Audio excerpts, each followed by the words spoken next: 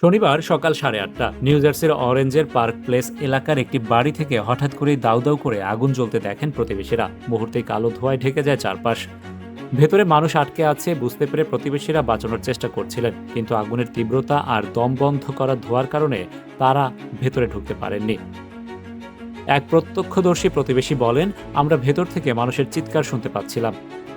ভেতরে ঢুকে তাদের প্রাণ বাঁচানোর চেষ্টাও করেছি, কিন্তু ধোঁয়া এত বেশি ছিল যে ভেতরে কিছুই দেখা যাচ্ছিল না। খবর পেয়ে দ্রুত ঘটনাস্থলে পৌঁছায় ফায়ার সার্ভিসের একাধিক ইউনিট। তবে ততক্ষণে আগুনে পুড়ে প্রাণ হারান 9 বছরের এক শিশু এবং এক বয়োবৃদ্ধ নারী। অ্যাক্সিস কাউন্টির প্রসিকিউটরের কার্যালয় এখনও নিহতদের পরিচয় প্রকাশ করেনি। এদিকে এই অগ্নিকাণ্ডে বাড়িটি সম্পূর্ণ ক্ষতিগ্রস্ত হওয়ায় গৃহহীন হয়ে পড়েছেন অন্তত 20 জন বাসিন্দা। ক্ষতিগ্রস্ত পরিবারগুলোকে জরুরি আবাসন, খাবার, পোশাক এবং মানসিক সহায়তা দিতে মাঠে নেমেছে রেড ক্রসের দুর্যোগ ব্যবস্থাপনা দল। ফায়ার সার্ভিস দীর্ঘ প্রচেষ্টার পর আগুন নিয়ন্ত্রণে আনলেও ঠিক কী কারণে এই ভয়াবহ অগ্নিকাণ্ডের সূত্রপাত তা এখনও জানা যায়নি। পুরো বিষয়টি খতিয়ে দেখতে এরই মধ্যে তদন্ত শুরু করেছে স্থানীয় প্রশাসন। Rashed Bappi, ATV USA, new York, যুক্তরাষ্ট্র।